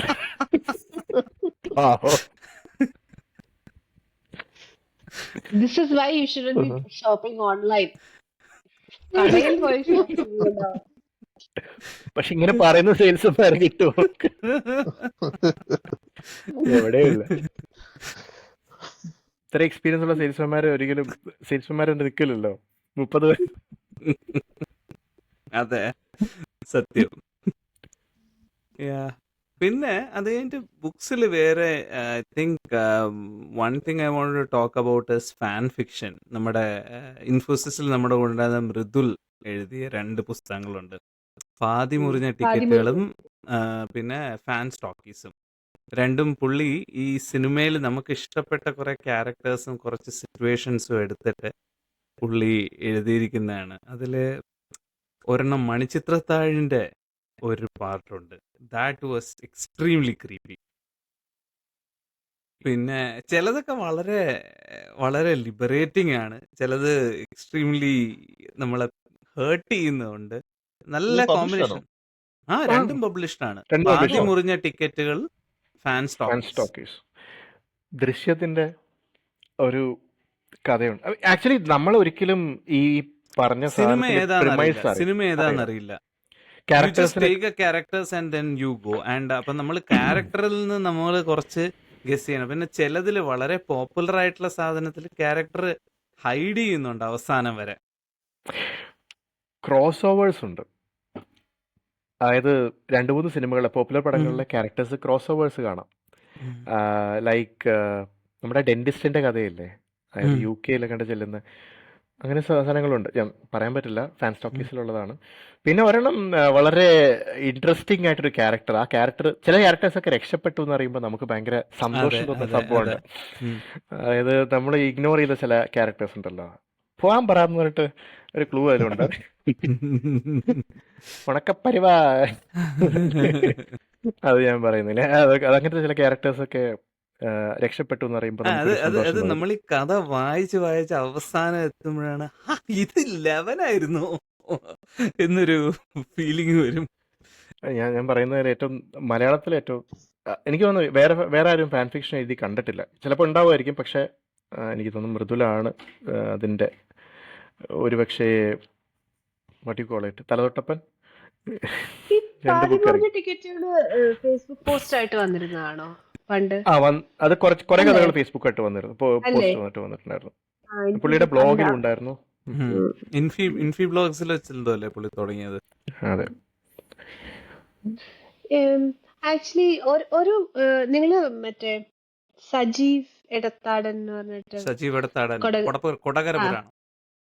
ഞാൻ അത് വായിച്ചിട്ട് പിന്നെ വായിച്ചു വരാം. അത് പക്ഷെ ഭയങ്കര രസമുള്ള കഥകളാണ്. പിന്നെ ഒരു മഹേഷ് ഹരിദാസിന്റെ പണ്ട് പണ്ട് പണ്ടെന്നുണ്ട്, അത് വായിച്ചിട്ടുണ്ടോ നിങ്ങള്? ഞാൻ വായിച്ചതാണ്. ഇവിടെ അതിലൊരു പറഞ്ഞിട്ടുണ്ട് ഹ്യൂമർ. ഭയങ്കര രസമുള്ളൊരു ഒരു ഇതാണ് അതില്. കൊറേ ഇത് പറഞ്ഞ പോലെ നമുക്കത് കണക്ട് ചെയ്യാൻ പറ്റുന്നത് ഒരു പക്ഷെ നമ്മുടെ ഏജ് കൊണ്ടായിരിക്കാം. പക്ഷെ എന്നാലും ഏത് ഏജിലുള്ളവർക്കും വായിക്കാവുന്ന. അതിലൊരു ക്രിക്കറ്റ് കളിക്കാൻ പോണ ഒരു കഥയുണ്ട്, അല്ല ഫുട്ബോൾ കളിക്കാൻ പോണ ഒരു കഥയുണ്ട്. എന്റെ ഫേവററ്റ് കഥ അതാണ്. ഇയാളൊരു ക്രിക്കറ്റ് കളിക്കുന്നവനാണ്. അപ്പൊ ഇവനെ വിളിച്ചോണ്ട് പോവും ഫുട്ബോൾ കളിക്കാനായിട്ട്. അതൊരു കഥയുണ്ട്. എന്നിട്ട് അവിടെ പുള്ളി ഭയങ്കര ഹൈപ്പിലാണ്. പുള്ളി എല്ലാവരോടും പറയും എന്നെ ഒരു ഫുട്ബോൾ ക്ലബിൽ കളിക്കാൻ വിളിച്ചിട്ടുണ്ട്, ഞാനാണ് അവരുടെ ഗോളി. തള്ളി മറിച്ച് അവർ ഫുട്ബോൾ ഓഫീസിൽ കളിക്കും മുമ്പ് ഒരു മീറ്റിംഗ് ഉണ്ട്, പ്രീ കളി മീറ്റിംഗ് ഉണ്ട് എന്നൊക്കെ പറഞ്ഞ് പുള്ളി പോകും. പുള്ളി ചെന്ന് കഴിയുമ്പോൾ അവിടെ ഒരു ഇങ്ങനെ 2 കമ്പ് കൂട്ടി വെച്ച് എന്റെ മോളിൽ കൂടെ ടാർപോളിനിട്ട്, അതാണ് അവരുടെ ഓഫീസ്. അത് കഴിഞ്ഞിട്ട് പറയും കളി തുടങ്ങാൻ. അപ്പൊ തന്നെ പുള്ളിയുടെ പകുതി കാറ്റ് പോയി, കാരണം പുള്ളി അത്ര പെരുപ്പിച്ച് വന്നതാണ്. കളിക്കാൻ പോകുമ്പോ പുള്ളി ക്രിക്കറ്റ് കളിക്കാനാണ് പോകുന്നത്, പുള്ളിയാണ് മനസ്സിലാവുന്നത് ഫുട്ബോൾ ആണെന്ന്. അത് കഴിഞ്ഞ് അവിടെ ചെല്ലുമ്പോ പുള്ളി പറയും ഞങ്ങളുടെ കഴിഞ്ഞ കളിയിൽ ഗോളിയുടെ കൈ ഒടിച്ചു, അതുകൊണ്ടാണ് നിന്നെ ഞാൻ പ്രത്യേകമായിട്ട് വിളിച്ചോണ്ട് വന്നത്. ഓർമ്മയുണ്ട്. അത് കഴിഞ്ഞ് പുള്ളി കളിക്കാൻ ചെന്ന് നിക്കുമ്പോ ഫുൾ ഘടാഘടിയന്മാരാണ്. അപ്പൊ പുള്ളിയുടെ ഒറ്റ ചിന്തയുള്ളൂ, കടി കേടാവാതെ വീട്ടിലെത്തണം, കളി ഏതെങ്കിലും വഴിക്ക് പോകാം. പുള്ളി നോക്കുമ്പോ ഇവന്മാരടിക്കുന്നു, ഇവന്റെ ടീമിലെ ആൾക്കാരൊക്കെ ചെതറി മാറുകയാണ് കൊള്ളാണ്ടിരിക്കാനായിട്ട്. എന്നിട്ട് ഗോളോട് ഗോൾ പുള്ളി മാറിക്കൊടുക്കും. പുള്ളി ഗോളിയാണ്, പുള്ളി മാറിക്കൊടുക്കും. അത് കഴിഞ്ഞിട്ട് കളി കഴിഞ്ഞിട്ട് ഭയങ്കര സെലിബ്രേഷൻ. കാരണം കഴിഞ്ഞ കളി 17 ഗോളിന് എന്താണ് തോറ്റത്, ഈ കളി 10 ഗോളിനെ തോറ്റുള്ളൂ. അപ്പൊ നീ തന്നെ ഇനി ഗോളി. അപ്പൊ ഇത് സ്റ്റോറി, ഇത് ഞാൻ പറയുന്നതിനെക്കാട്ടിലും അബ്സല്യൂട്ട്ലി ഫണ്ണിയാണ്. ഞാനിതിന്റെ ഓഡിയോ ബുക്കാണ് കേട്ടത് കുക്കു എഫ്എമ്മില്.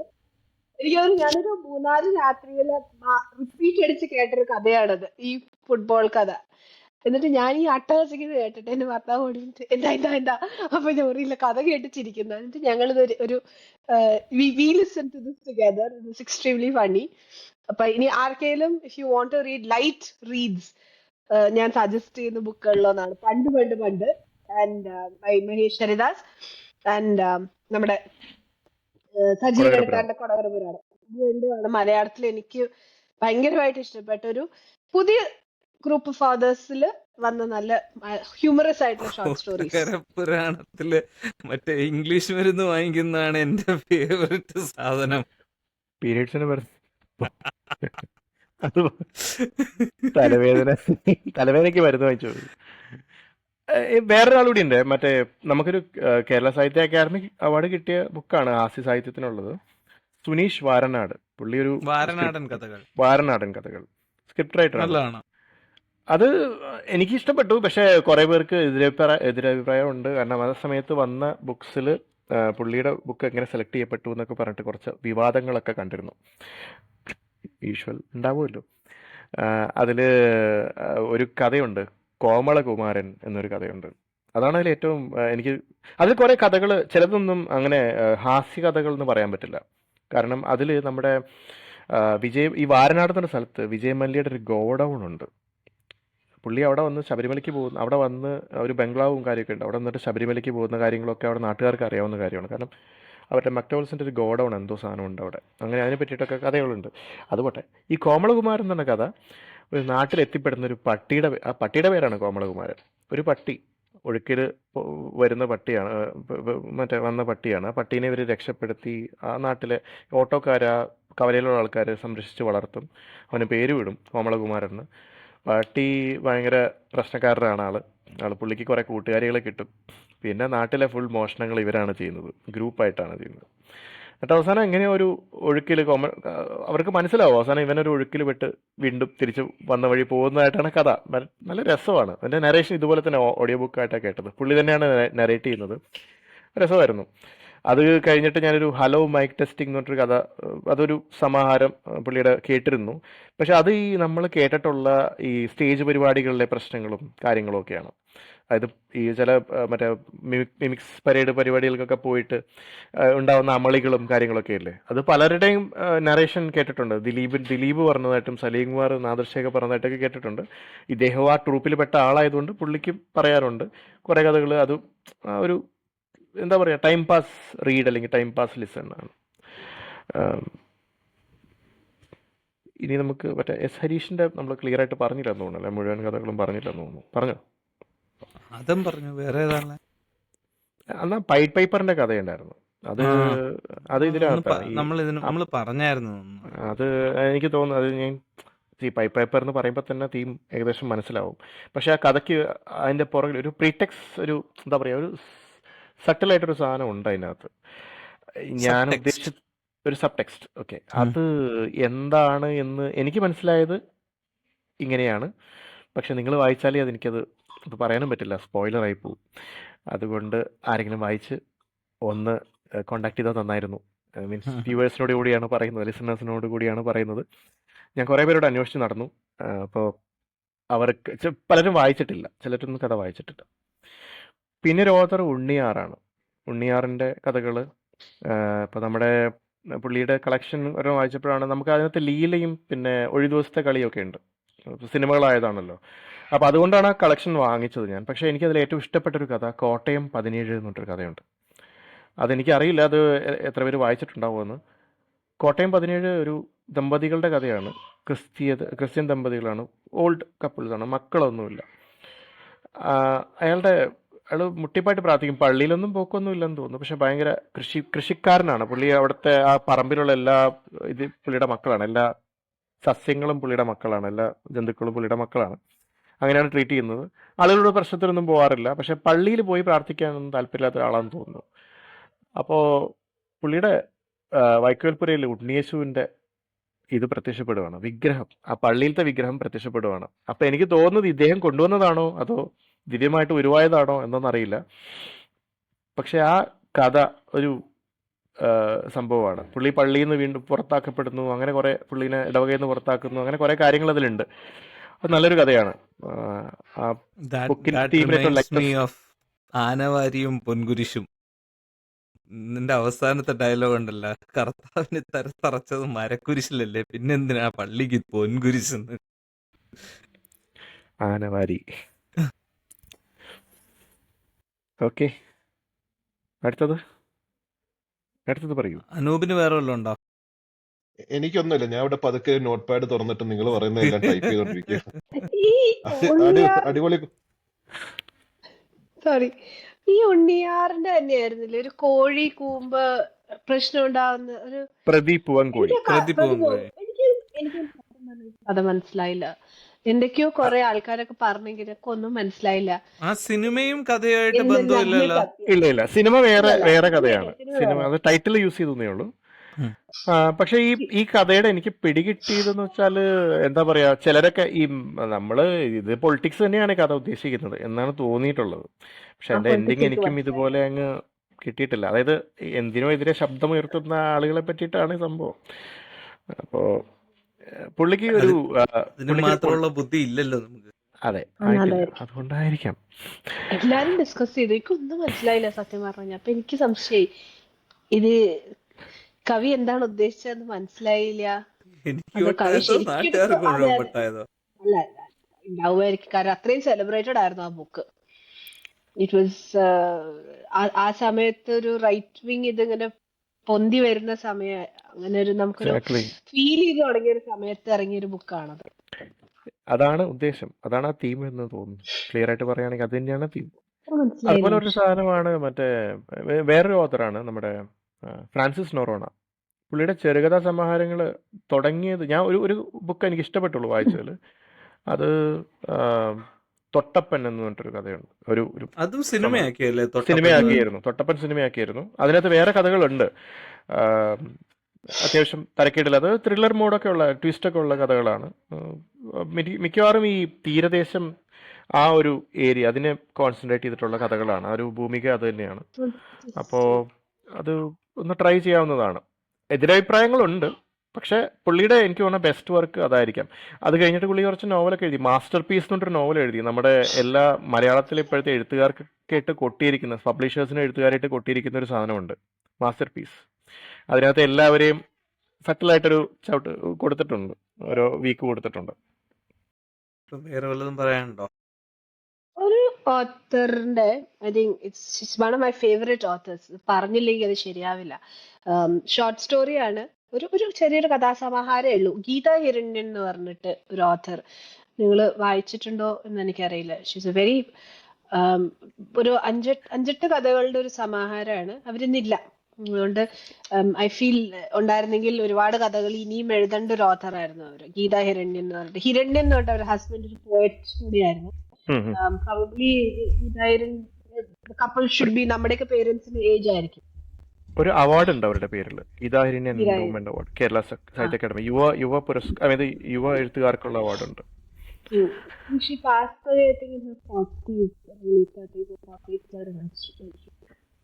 അവരുടെ ഒരു കളക്ഷൻ എൻ്റെ അടുത്ത്, ഞാൻ പണ്ട് വാങ്ങിച്ചൊരു കളക്ഷൻ, റീറീഡ് എന്താ പറയാ, ഇതുള്ള ഒരു കഥകളാണ്. എല്ലാം സ്ത്രീ very very pointed from A very female oriented കഥകളാണ്. എല്ലാത്തിലെയും സെൻട്രൽ ക്യാരക്ടർ സ്ത്രീകളാണ്. പക്ഷെ അതിൽ ഓരോ കഥകളും ഓരോ ഫേസസ് ആണ്. അതിൽ ഒരെണ്ണം ശ്രീ ഭഗവതി എന്ന് പറഞ്ഞിട്ടൊരു കഥയുണ്ട്. അതിലൊരു ഒരു ഹൗസ് വൈഫിന്റെ കഥയാണ്. അവരുടെ ഹസ്ബൻഡ് എനിക്ക് സർക്കാർ ഉദ്യോഗസ്ഥർ എന്താണ്, അല്ലെങ്കിൽ ഈ സമരവും ഇതൊക്കെ ആയിട്ട് നടക്കുന്ന ഒരാളാണ്. അതായത് കുറച്ചിങ്ങനെ യൂണിയൻ പ്രവർത്തനവും.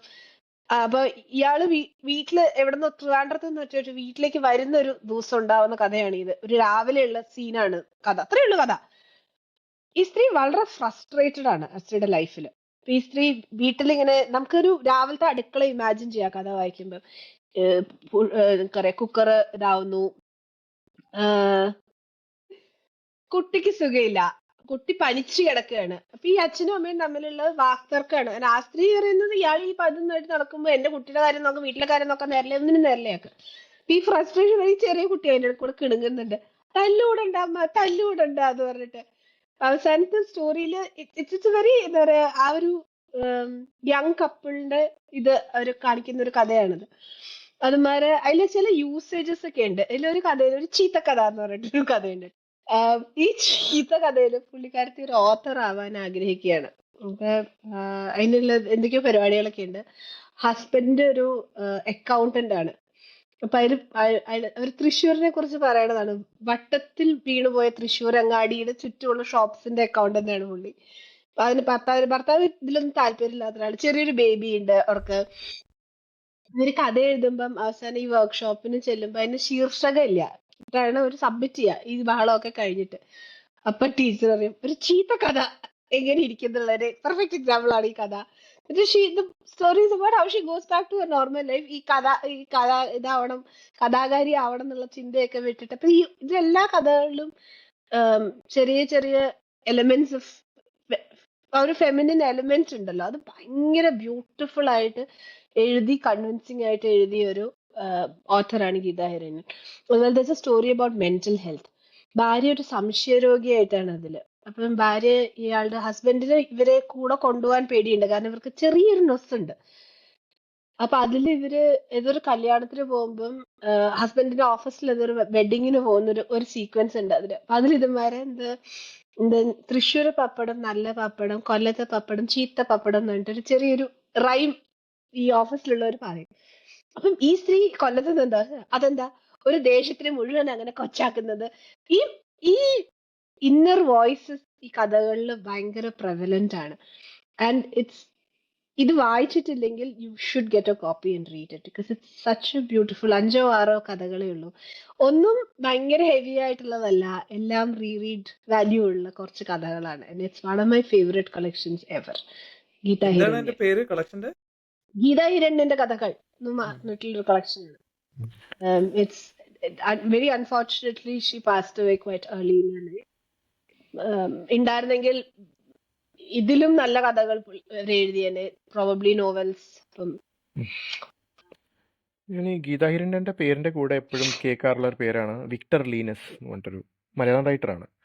വിക്ടർ ലീനസ് പുള്ളി ഇതുപോലെ നല്ല കഥകൾ, ചെറുകഥ ഞാൻ ഒരെണ്ണം അറ്റംപ്റ്റ് ചെയ്തിരുന്നു. പക്ഷേ എനിക്ക് അത്ര ഇഷ്ടപ്പെട്ടില്ല. കാരണം ഞാനത് ഓൺലൈൻ വായിച്ചതാണ്. ചിലപ്പോൾ നല്ല ബുക്സ് കളക്ഷൻ ഉണ്ടാവും. MP നാരായണപിള്ള ചെറുകഥകൾ എഴുതിയിട്ടുണ്ടായിരുന്നു. പക്ഷേ മൂപ്പരുടെ കഥകളൊക്കെ വായിച്ച് നമ്മളൊരു പകുതി എത്തിയപ്പോൾ ജോർജ് ആറാമൻ്റെ കോടതി എന്നൊരു കഥയിലെത്തിയപ്പോൾ അത് എനിക്ക് പിടി തന്നില്ല ഒട്ടും. അപ്പം ഞാനത് അവിടെ എങ്ങനെ സ്റ്റോപ്പ് ചെയ്തു. പക്ഷെ അങ്ങേരുടെ കഥ എഴുത്തതിനെ പറ്റിയിട്ട് പുള്ളി, ഞാൻ നേരത്തെ പറഞ്ഞിട്ടുണ്ടെന്ന് തോന്നുന്നു, കള്ളൻ എന്നൊരു കഥയെ പറ്റിയിട്ട് പറഞ്ഞിട്ടുണ്ട്. വളരെ സ്വീറ്റ് ആയിട്ടൊരു കഥയാണ്. ആക്ച്വലി ഇങ്ങേര് അത് എഴുതാനുള്ള സാഹചര്യത്തെ പറ്റി കൽപ്പറ്റ നാരായണൻ എന്നൊരു ബുക്കിൽ എഴുതിയിട്ടുണ്ട്. അതായത് MP നാരായണപിള്ള പത്രാധിപരായിരുന്ന സമയത്ത് പുള്ളി നോക്കുമ്പോൾ MTയും OV വിജയനും ഒക്കെ നല്ല അടിപൊളിയായിട്ട് കഥ എഴുതി മലയാളത്തിൽ കയറി വരുന്നു. പുള്ളി നേരെ ഒരു മുറിക്കകത്ത് പോയി ആ സമയത്തെ എല്ലാ മലയാളം വീക്കിലികളും, മലയാളം മാതൃഭൂമി പോലുള്ള പ്രസിദ്ധീകരണങ്ങളൊക്കെ കൊണ്ടുപോയി കഥകളൊക്കെ ഇരുന്ന് വായിച്ച് ഹൗ ഡസ് ദിസ് വർക്ക് എന്ന് പുള്ളി ഒരു റിസർച്ചൊക്കെ നടത്തി എഴുതിയ കഥയാണ് കള്ളൻ എന്ന് പറഞ്ഞിട്ട്. പുള്ളി വളരെ പൊയറ്റിക്കായിട്ട് എഴുതിയതാണ്. ഇതന്നെയാണോ എൻ്റെ പുറകിലുള്ള കഥ എന്നറിയില്ല. പക്ഷേ കള്ളൻ ഒരു സ്റ്റാർട്ടിംഗ് പോയിൻ്റാണ് MP നാരായണപിള്ളയുടെ കഥകളിലേക്ക്. വിക്ടർ ലീനസിൻ്റെ കഥകൾ ഞാൻ ഒരു ബുക്ക് വാങ്ങിച്ചു വെച്ചിട്ടുണ്ട്, വായിച്ചിട്ടില്ല. അതിനെപ്പോൾ വായിക്കാൻ പറ്റുമെന്ന് അറിയില്ല. പക്ഷെ അതും നല്ലതാണെന്ന് കേൾക്കുന്നു, അദ്ദേഹത്തിൻ്റെ കഥകളും. പിന്നെ ഈ പഴയ കുറച്ച് റൈറ്റേഴ്സ് ഉണ്ട്, TP കിഷോർ. TP കിഷോറാണോ, പട്ടത്ത് വിള എന്നൊക്കെ പറഞ്ഞ് കേട്ടിട്ടുണ്ട് കുറച്ച് പേരുടെ. അവരുടെയൊക്കെ കഥകളെ പറ്റിയിട്ടും കേട്ടിട്ടുണ്ട്. അവരൊക്കെയാണ് എനിക്ക് തോന്നുന്നത് ഫോർ റണ്ണേഴ്സ് ഷോർട്ട് സ്റ്റോറികളിൽ. അവരുടെയൊക്കെ അഭിനവ കഥകൾ എന്ന് പറഞ്ഞിട്ട് കളക്ഷൻസ് ഉണ്ട്, DC തന്നെ ഇറക്കിയിരിക്കുന്നു. അപ്പോൾ ഇതൊക്കെയാണ് മലയാളം ഷോർട്ട് സ്റ്റോറീസിനെ പറ്റി പറയുമ്പോൾ എന്തൊക്കെയുള്ളൂ. മാധവിക്കുട്ടി പറഞ്ഞില്ല കേട്ടോ. മാധവിക്കുട്ടി പറഞ്ഞില്ല. I think we should have a separate session for just legends. Legends of Malayalam. ശരിയാണ്. കുറെ വായിച്ചു കൂട്ടണം. അതെ. ഒരു കാര്യം കൂടിയുണ്ട്.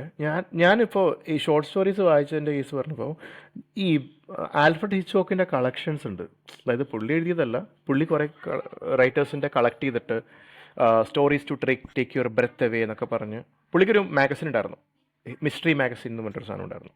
അതിൽ വന്ന പുള്ളി സെലക്ട് ചെയ്യുന്ന കഥകൾ, അങ്ങേര് തന്നെയാണ് അതിൻ്റെ എഡിറ്റർ. അപ്പോൾ പുള്ളി തന്നെ സെലക്ട് ചെയ്യുന്ന കഥകൾ എല്ലാം കൂടി ചെയ്തിട്ട് ഒരു കളക്ഷൻസ് ഇറക്കും ഇടയ്ക്കിടയ്ക്ക്. അങ്ങനെ വന്ന കഥകളിൽ ഒരെണ്ണം ഒരു കിഡ് കാഡൂല എന്ന് പറഞ്ഞൊരു കഥയുണ്ട്. ആക്ച്വലി ഒരു ബോക്സറെ പറ്റിയാണ്. ഒരു വാമ്പയർ ബോക്സിങ്ങിന് ചേരാൻ വേണ്ടി വരുവാണ്. അതായത് ഒരു ബോക്സിംഗ് മാനേജറുടെ ഇതെന്നാണ് കഥ തുടങ്ങുന്നത്. പുള്ളി പണ്ടൊരു നല്ല ബോക്സർ ആയിരുന്നു. പുള്ളി ഇപ്പോൾ ഒരു കോച്ചാണ്, ഒരു ഇത് നടത്തുന്നു. അപ്പോൾ പുള്ളിയെ കാണാൻ വേണ്ടിയിട്ട് ഒരു നല്ല ആചാനുബാഹുവായിട്ടൊരു മനുഷ്യൻ വരുവാണ്. അയാളുടെ പേര് കിഡ് കാഡൂല എന്നാണ്. അപ്പോൾ എന്താ ഇങ്ങനത്തെ ഒരു പേരെന്ന് വെച്ചപ്പോൾ എൻ്റെ നാട്ടിൽ അങ്ങനെ, ഞാൻ ആഫ്രിക്കൻ കൺട്രിയിൽ നിന്നാണ് വരുന്നത്. അപ്പോൾ അവിടുത്തെ പ്രിൻസാണ് ഞാൻ, അവിടെ ചെറിയൊരു രാജാവാണ്. പക്ഷേ 5 പൈസ കയ്യിലില്ല, എനിക്കൊരു ബോക്സിങ് കരിയർ വേണമെന്നുണ്ട്. പുള്ളി വരുന്നു, ഇയാളുമായിട്ട് കൂടെ ആവുന്നു. പുള്ളി ഒന്ന് ടെസ്റ്റ് ചെയ്യാൻ വേണ്ടിയിട്ട് പുള്ളിയുടെ അവിടുത്തെ ഒരു ബോക്സറെ പുള്ളി അവിടെ ഇപ്പോൾ അവരെ ക്ലീനപ്പ് ചെയ്ത് പോകാൻ നിൽക്കുന്ന ജിമ്മിലുള്ള പയ്യനെ ഒന്ന് വിളിച്ചൊന്ന് ടെസ്റ്റ് ചെയ്യാൻ നോക്കുന്നു.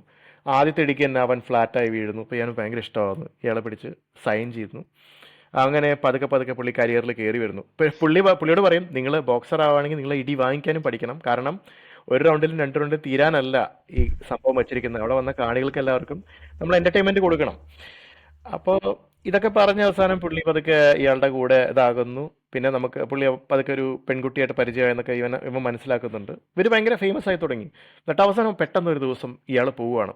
അപ്പോൾ ഈ കാണുന്ന ആളുകളുടെയൊക്കെ കഴുത്തിൽ, ഇയാൾ പരിചയപ്പെടുന്ന ആളുകളുടെ കഴുത്തിൽ കൊതുക് കടിച്ച പോലെ അടയാളം എന്നൊക്കെ പറയുന്നുണ്ട്.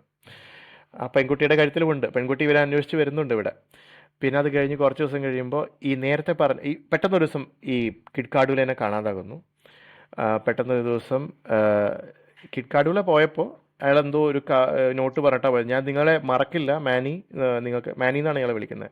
ഞാൻ നിങ്ങൾക്ക് വേണ്ടിയിട്ട് ഞാനൊരു ഗിഫ്റ്റ് തന്നിട്ടുണ്ട്. അതായത് ഒരു ഇൻവെസ്റ്റ്മെൻ്റ് ആണെന്ന് പറഞ്ഞ് നോക്കുമ്പോൾ ഇവൻ്റെ പഴയ ബോക്സർ ഉണ്ടല്ലോ, ഇവൻ ടെസ്റ്റ് ചെയ്യാൻ ഉപയോഗിച്ച ബോക്സർ, ഇവൻ്റെ പഴയ ശിങ്കിടികളിൽ ഒരാൾ, അയാൾ വന്ന് പറയും എന്നെ ഇടിക്കൂ എന്ന് പറയും. നോക്കുമ്പോൾ അവൻ്റെ കഴുത്തിലും കൊതുക് കടിച്ച അടയാളമുണ്ട്. ഇയാൾ ഇടിക്കുന്നത് അയാൾക്ക് ഓർമ്മയുള്ളൂ. പിന്നെ പുള്ളി കൈ ഫ്രാക്ചറായിട്ട് കിടക്കുന്നതാണ് കഥ എൻഡ് ചെയ്യുന്നത്. അതായത് ഒരു ഇൻവെസ്റ്റ്മെന്റ് കൊടുത്തിട്ട് പോകുന്നതാണ്. പുള്ളിക്കൊരു ഒരു ഫ്യൂച്ചർ പ്രോസ്പെക്ട് കൊടുത്ത് പോകുന്നു. അങ്ങനെ ഒരു സാധനം, ഈ പറഞ്ഞ സാധനം ഒരുപാട് സീരീസുകൾ ഉണ്ടെന്നാ പറഞ്ഞത്. കിഡ് കാർഡുല സീരീസ് ഉണ്ടെന്ന്. അങ്ങനെ കുറെ സാധനങ്ങളുണ്ട് അതിനകത്ത്. ഒരുപാട് കഥകളുണ്ട്. ബോക്സർ രക്തരക്ഷസ് എന്നായിരുന്നു മലയാളം ട്രാൻസ്ലേഷൻ ആയിരുന്നു ഞാൻ വായിച്ചത്. ഞാൻ ആ ബുക്ക് അന്വേഷിച്ച് നടക്കുമായിരുന്നു. അപ്പൊ തന്നെ തീർന്നു എന്റെ പരിപാടി. അപ്പോഴേ പരിപാടി കഴിഞ്ഞു. അപ്പൊ അത് അങ്ങനെ പറഞ്ഞപ്പോ കുറെ കഴിഞ്ഞല്ലോ. കഴിഞ്ഞു. പക്ഷെ എന്നാലും ട്വിസ്റ്റ് ഒന്നുമില്ല. പക്ഷേ നമുക്കറിയാം, കാരണം ഒരുപാട് കാര്യം ആ ഫോർഷാഡിങ് ഒരുപാടുണ്ട്. ഇവനിരുന്നൊരു വാമ്പയർ സിനിമ കാണുന്നതിനെ പറ്റിയുണ്ട്. അവർ തമ്മിൽ വാമ്പയേഴ്സിനെ പറ്റി സംസാരിക്കുന്നതായിട്ടുണ്ട്. ഭൂമി മുഴുവൻ വാമ്പയേഴ്സ് ആയി കഴിഞ്ഞാൽ പിന്നെ അവരെ എവിടെ നിന്ന് ഫീഡ് ചെയ്യും എന്നൊക്കെ കുറെ കുറെ ക്വസ്റ്റ്യൻസ് ഒക്കെ അതിനകത്തുണ്ട്. അങ്ങനെ കുറെ സാധനങ്ങൾ അതിനകത്തുണ്ട്. അതിൽ ഒരെണ്ണം ഒരു മെല്ലി എന്ന് പറഞ്ഞൊരു പെങ്കൊച്ചിന്റെ കഥയാണ്.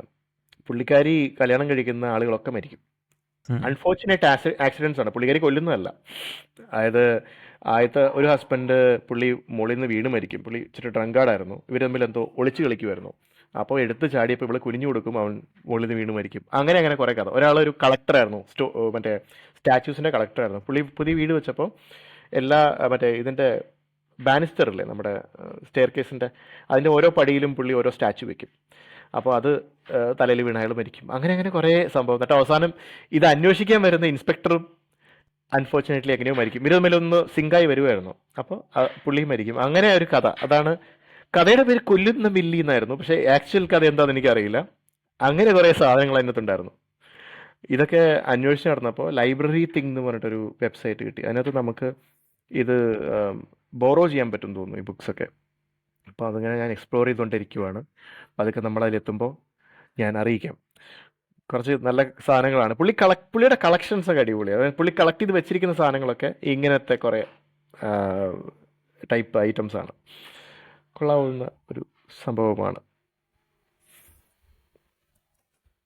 അതാണ്. കൊള്ളാം.